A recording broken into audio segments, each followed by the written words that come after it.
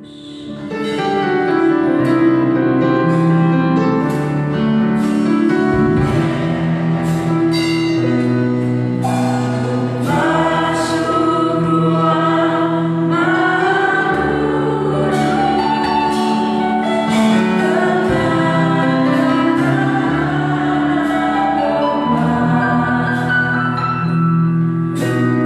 masuk dengan hatiku.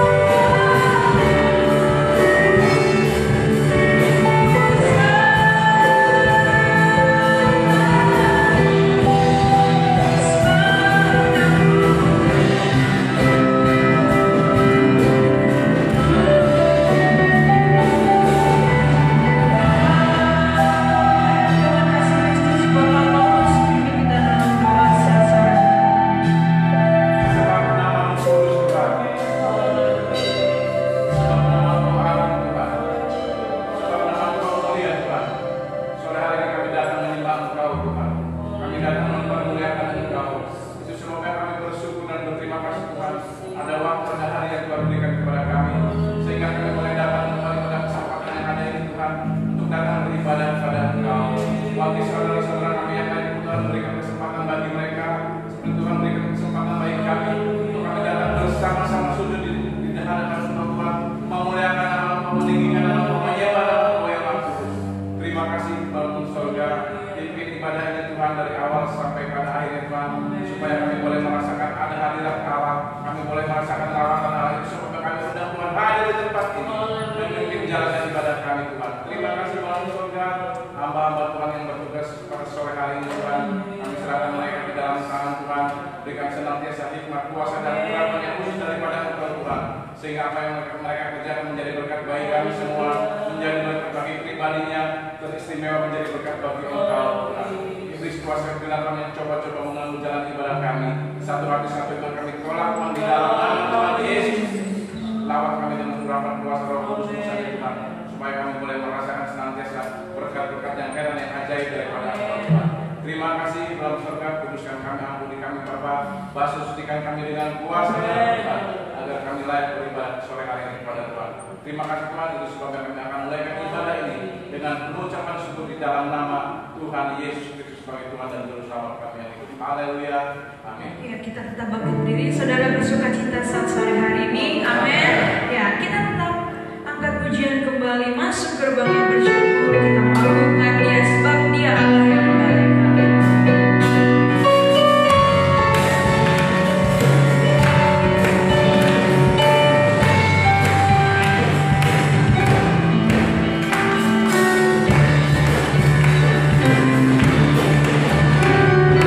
Masuk gerbang yang bersyukur.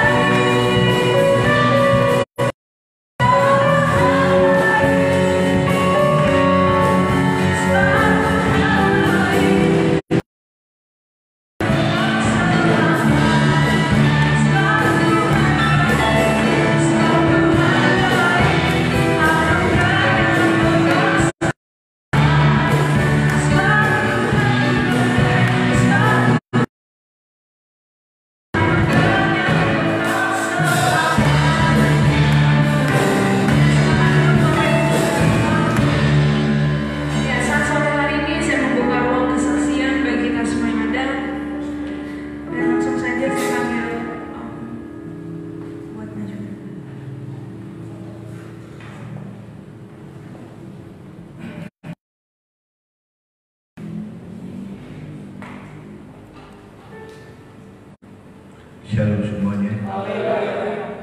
Puji syukur di hadapan Tuhan Yesus Kristus, kami dapat berdiri di atas tempat ini hanya dengan kemurahan daripada Yesus. Kira-kira 4 bulan yang lalu kami merasakan kesakitan yang begitu dahsyatnya di bawah perut saya. Tetapi kami merasakan suatu mujizat besar karena kami mengeluarkan air kencing dengan baik, air kencing yang baik sekali. Tetapi Poni selalu mengatakan kita akan tidak bisa melancarkan air kencing itu. Tapi dengan kemurahan hati daripada Yesus, kami berbulan-bulan beribadah di tempat ini hanya kemurahan daripada Yesus. Suatu kemurahan daripada Yesus. Tanpa kemurahan daripada Yesus, kita tidak dapat hadir di tempat ini. Tuhan bagi keluarga kami, selalu melindungi kami, merencanakan hidup kami untuk masa-masa yang akan datang. Kami sebagai kepala rumah tangga memikirkan akibat kalau kita fatal, tidak bisa mengeluarkan air seni kita. Beribadah di tempat ini dengan baik. Melancarkan air seni kami secara kedokteran tidak mungkin dapat mengeluarkan air seni itu, tetapi kemurahan daripada Yesus, Tuhan selalu tolong kami. Dialah Tuhan yang selalu menjaga kami hari demi hari. Kami berterima kasih kepada Om Yance dan Tante dan Oma yang selalu mendoakan kesehatan saya, dan kami berterima kasih kepada jemaat Anugerah Sindang Laut yang sama-sama memuji dan membesarkan nama Tuhan. Tanpa Yesus kita tidak akan berdiri, tanpa Yesus kita tidak akan bernafas. Karena dengan kemurahan daripada Yesus, kita harus percaya makin hari makin membesarkan nama Tuhan dengan baik. Terima kasih Yesus, sehingga kami boleh makin lama makin dipulihkan dalam kesehatan. Terima kasih.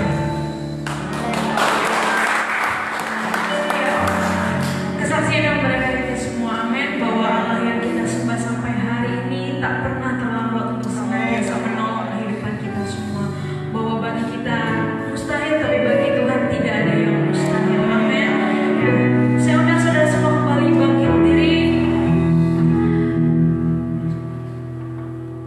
Ya, kita akan mendengarkan kebenaran firman Tuhan saat sore hari ini yang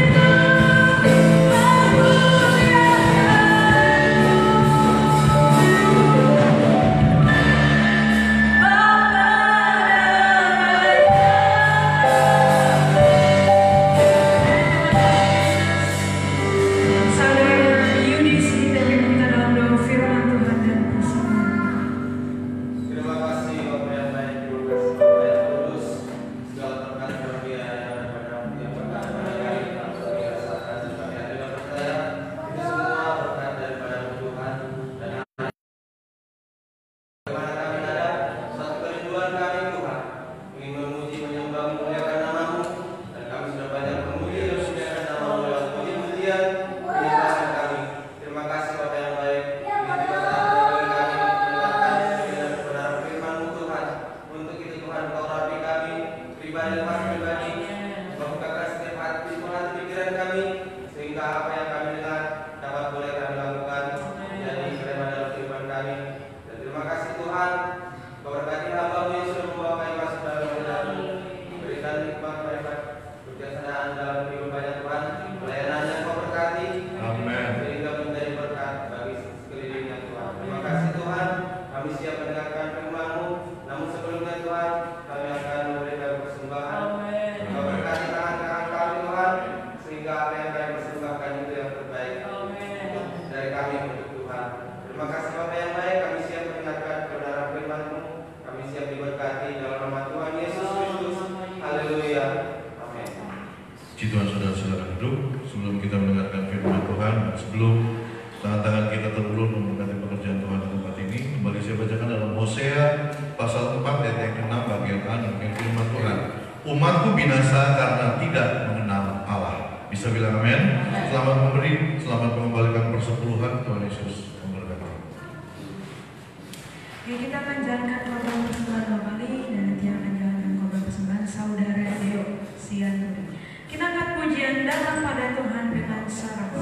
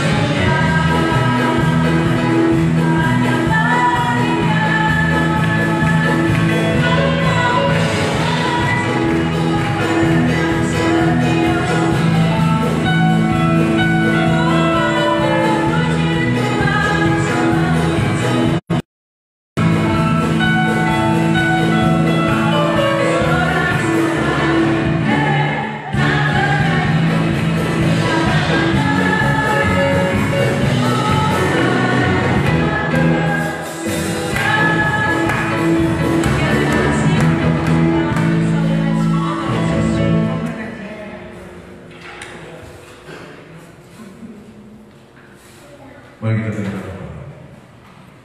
Bapa dalam surga, hati kami limpah dengan syukur karena kembali sampai hari ini dan sampai selama-lamanya kami akan menyaksikan, kami akan melihat, bahkan kami akan merasakan penyertaan-Mu, kebaikan-Mu nyata dalam kehidupan kami. Bahkan sore hari Tuhan, kami ada sebagaimana kami ada, semua karena kasih karunia Allah yang luar biasa dalam kehidupan kami. Kami sudah ada dalam rumah-Mu, sudah menaikkan pujian syukur kami kepada-Mu, bahkan tangan-tangan kami sudah terulur memberkati pekerjaan Tuhan yang ada di tempat ini. Bahkan mungkin di antara kami yang mengembalikan persepuluhan Bapa dalam surga, kami minta kepada-Mu sore hari ini, curahkanlah berkat-Mu sehingga bisnis kami semakin diberkati, usaha kami semakin diberkati, mata pencaharian kami, bahkan pekerjaan kami semakin diberkati. Bahkan apapun yang dikerjakan oleh setiap tangan-tangan kami, Tuhan buat berhasil dalam nama Tuhan Yesus Kristus. Perintahkanlah berkat-Mu untuk memenuhi setiap wadah, setiap tempat, setiap lubung yang kami persiapkan untuk menampung semua berkat-Mu, bukan hanya berkecukupan tapi juga sampai berkelimpahan. Bapa dalam surga, sore hari Kau juga berdoa seluruh sidang jemaat GPD Anugerah Sindang Laut, mulai dari anak-anak yang masih bayi, anak-anak kecil, sekolah minggu, pemuda, remaja, orang dewasa, orang tua, bahkan yang sudah lanjut usia, baik kami yang ada di dalam negeri maupun anak-anak kami yang ada di luar negeri. Bapa dalam surga, jaga lindungi kami dan dengan kuat kuasa-Mu Tuhan, naungi kami di bawah kepak sayap-Mu yang kuat, supaya kami terhindar dari setiap malapetaka mara bahaya, kami terhindar dari setiap wabah dan pandemi COVID-19 yang kami Indonesia. Kami berdoa di dalam nama Yesus, kami diberikan kesehatan, kami diberikan kekuatan, kami diberikan umur panjang, dan kami pakai itu semua untuk kami kembali datang kepada-Mu, untuk kami tetap memuji membesarkan nama-Mu, untuk kami tetap melayani-Mu ya Bapa. Terima kasih Bapa dalam surga. Terimalah persembahan kami sore hari ini, terimalah persepuluhan kami sore hari ini, dan kami siap terima firman-Mu dengan pengucapan syukur dalam berkat nama Tuhan Yesus Kristus. Haleluya, amin. Puji Tuhan. Shalom.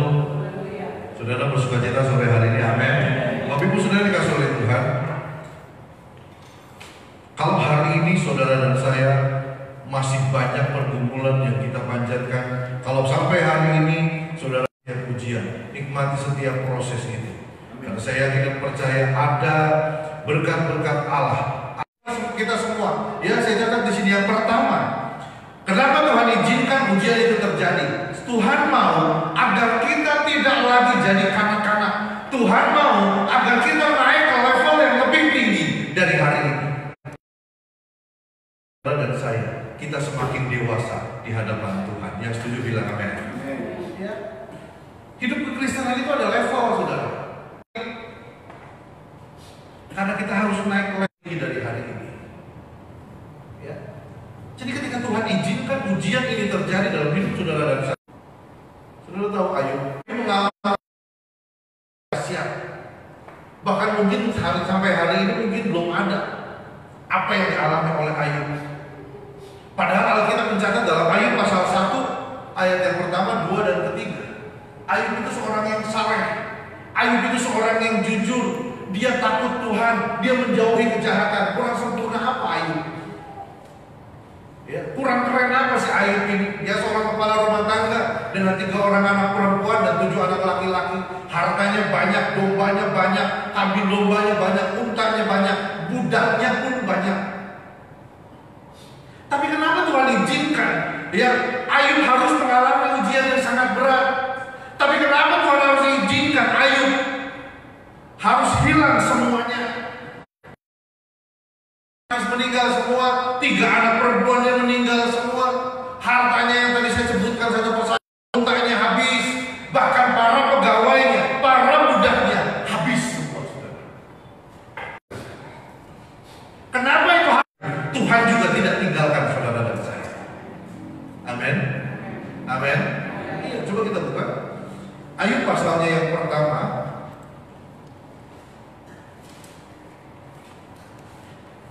Ayub 1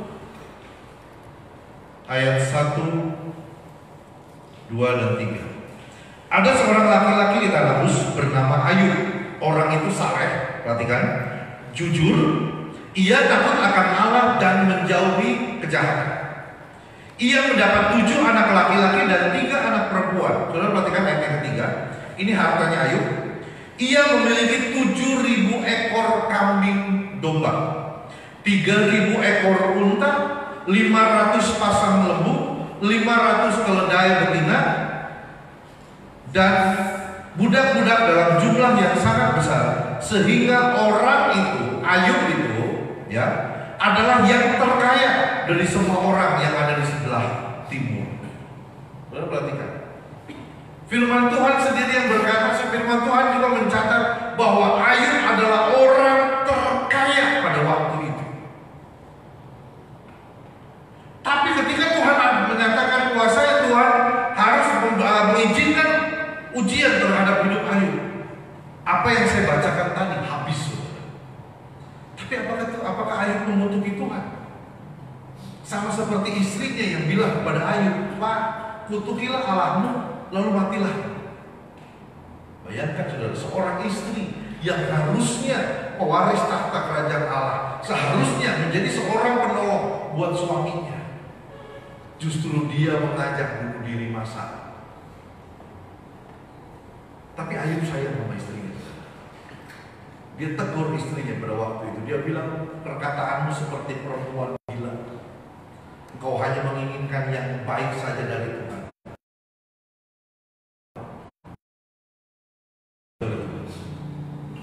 Alkitab mencatat dalam semuanya itu, Ayub tidak pernah menyalahkan Tuhan.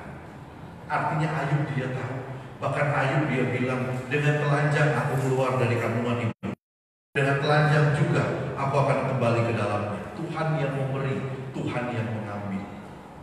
Artinya Ayub tahu bahwa ujian yang sedang diizinkan Tuhan terjadi dalam kehidupannya untuk menaikkan levelnya Ayub, untuk menaikkan derajatnya Ayub dari tingkat yang paling rendah naik satu tingkat yang lebih tinggi lagi. Karena saya yakin begini saudara,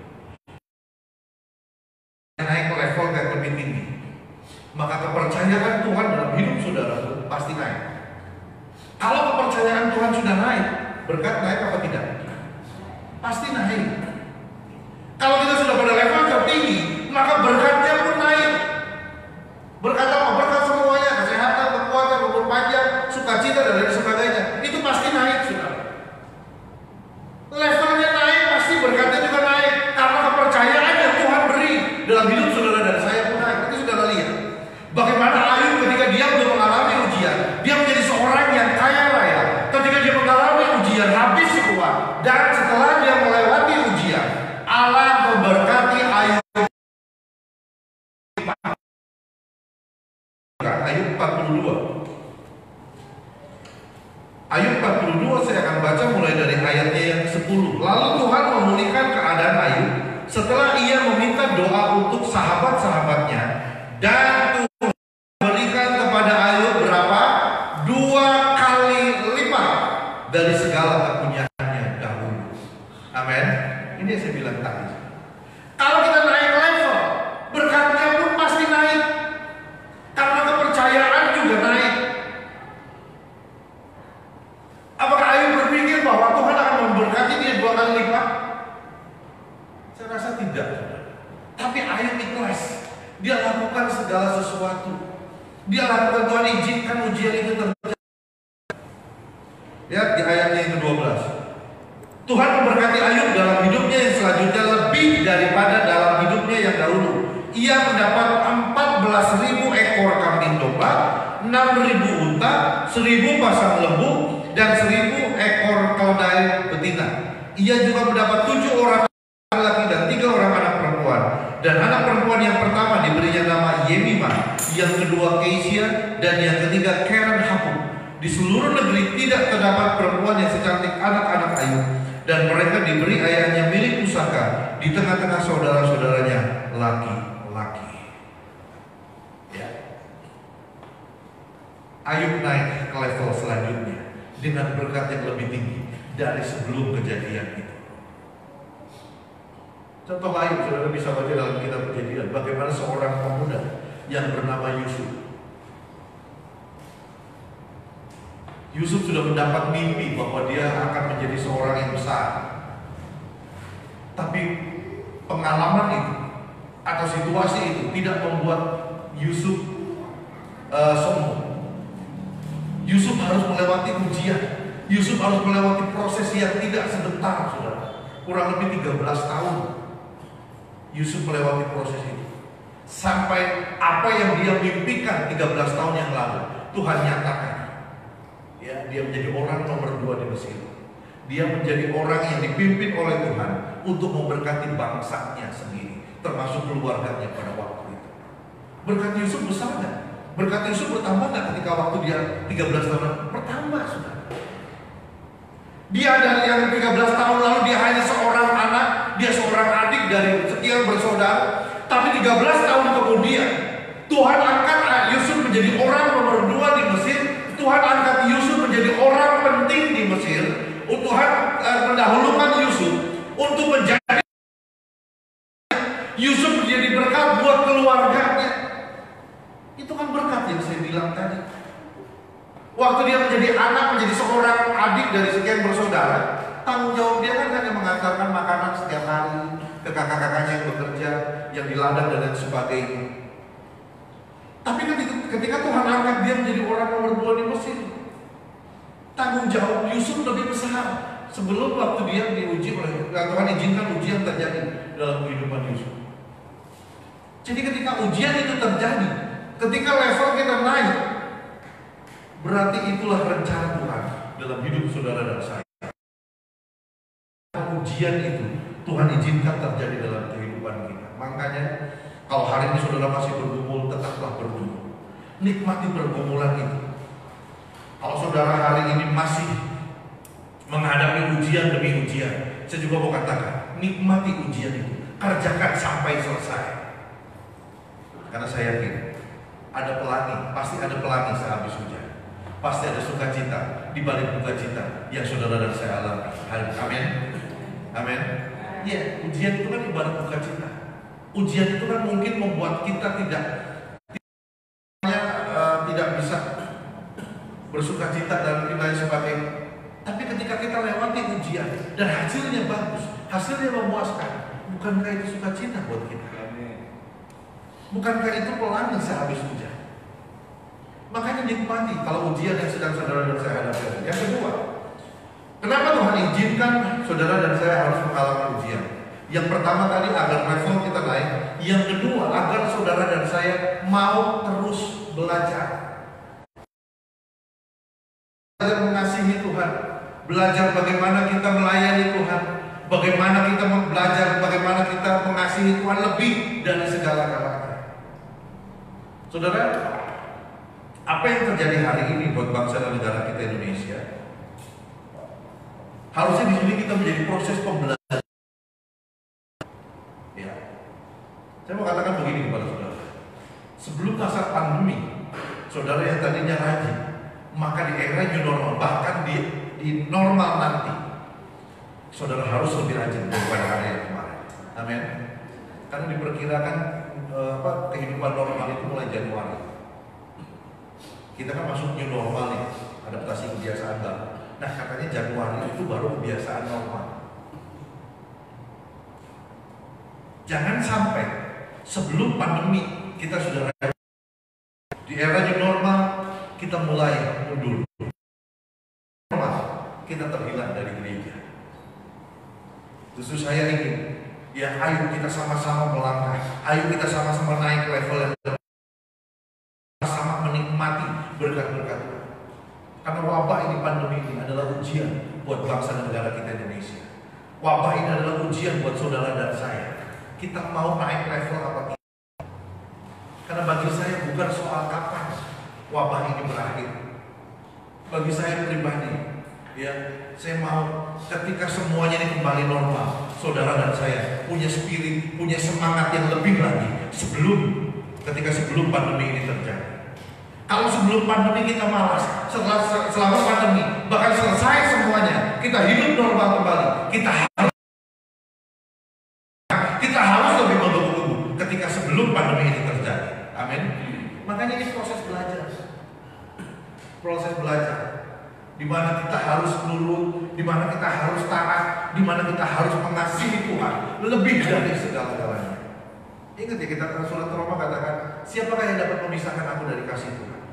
Ketelanjangankah, musibahkah, atau bencana alamkah? Memisahkan kita dari kasih Kristus.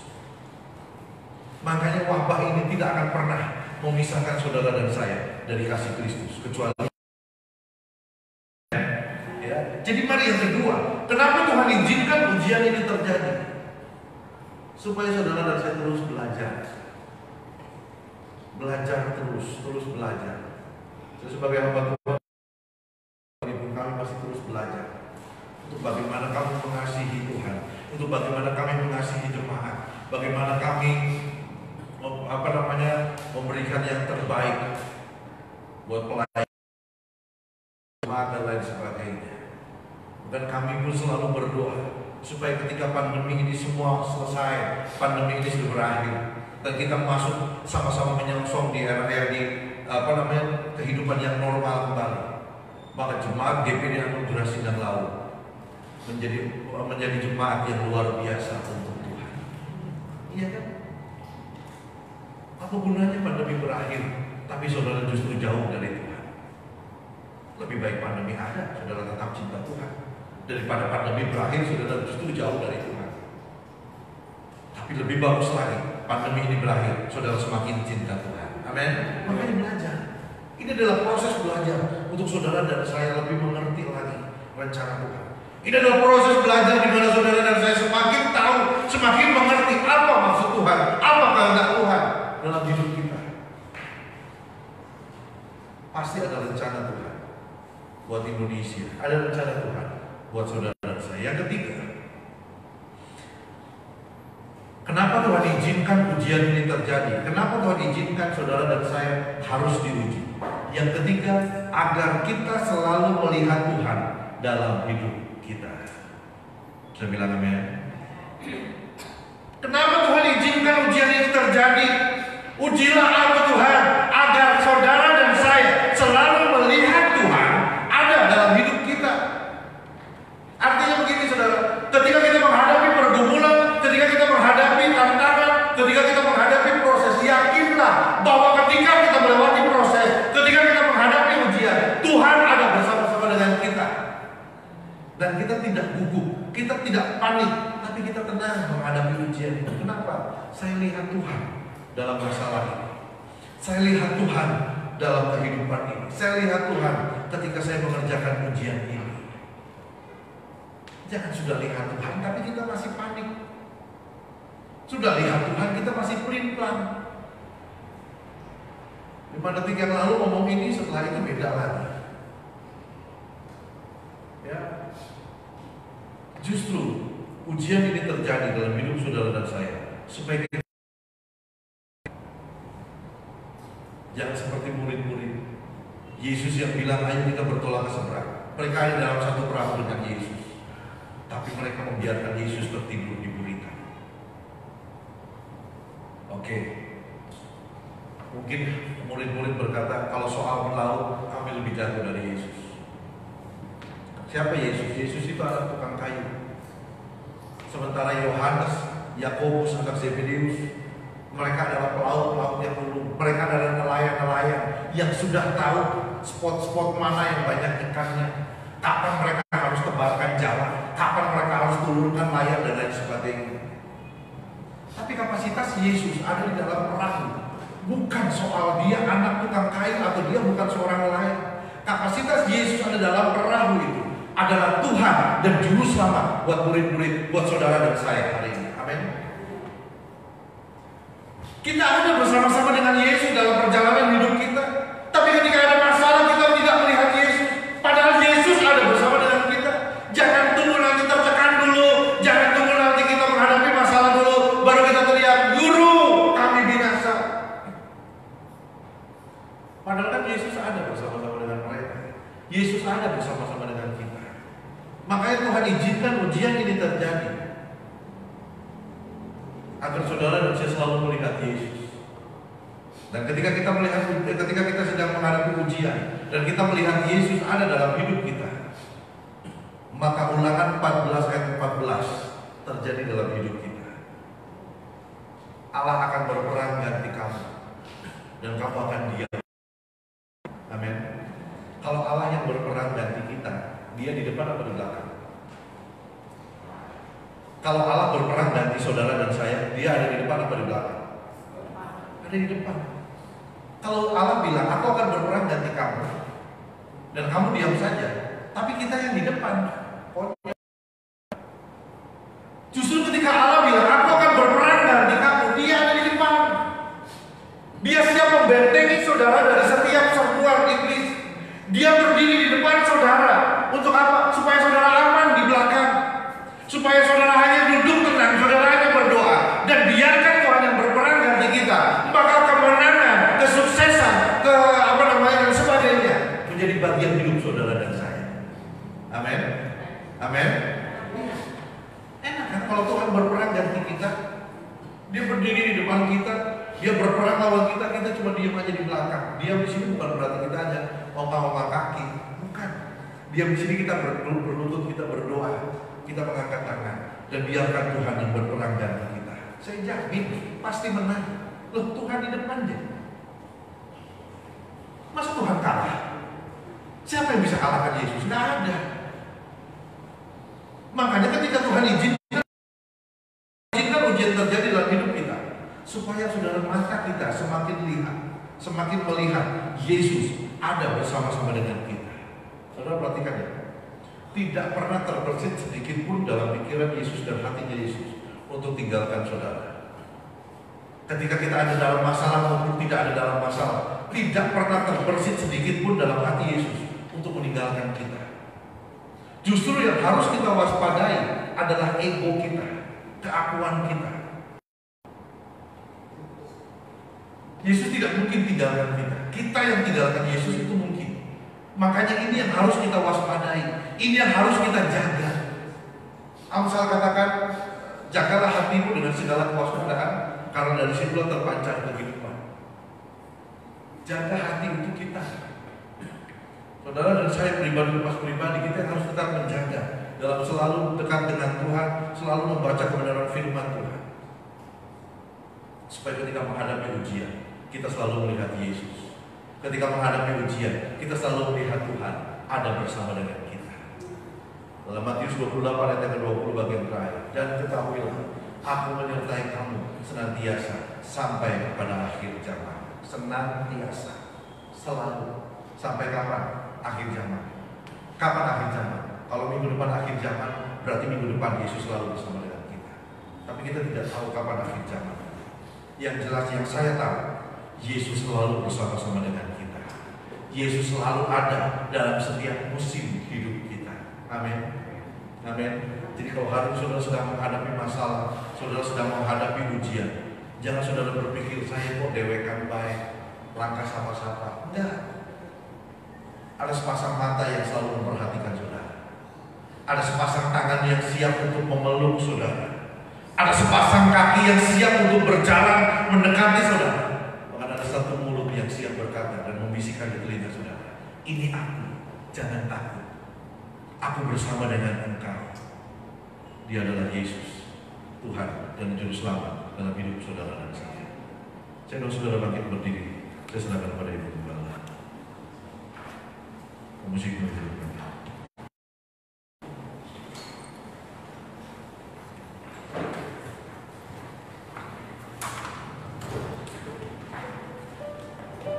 Kita bangkit berdiri semua, kita lakukan pujian, tak usah bertakwa. Oh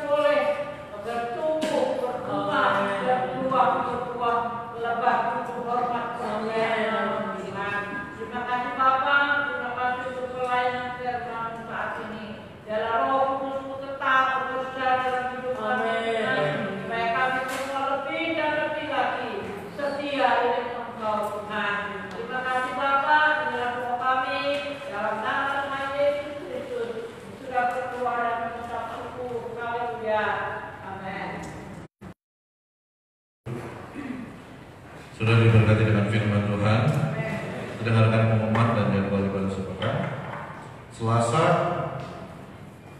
25 Agustus 2020 ibadah rumah tangga di keluarga Bapak Ibu Turnip Simamora diadakan di gereja pukul 18.30 sampai selesai. Sekali lagi, ibadah rumah tangga hari Selasa di keluarga Bapak Ibu Turnip Simamora diadakan di gereja pukul 18.30 sampai selesai. Pujian Bapak Simamora, pembicara Bapak Saragi. Lalu Rabu 26 Agustus 2020 ibadah pria Anugerah Sindang Laut juga diadakan di gereja jam 7 malam sampai selesai. Pujian Bapak Sihombing, pembicara Bapak Penggala. Lalu Jumat 8 Agustus 2020 ibadah wanita Anugerah Sindang Laut diadakan di rumah Ibu Saragi jam 6 sore sampai selesai. Pujian Ibu Cimpo, pembicara Ibu Morka Samamora. Lalu Sabtu 29 Agustus 2020 ibadah Sabtu ceria masih diliburkan, tapi ibadah pemuda dan remaja tetap diadakan seperti biasa di gereja. Lalu untuk ibadah umum 3 pukul 16.30 sampai selesai. Pujian Saudara Yudi Sihite.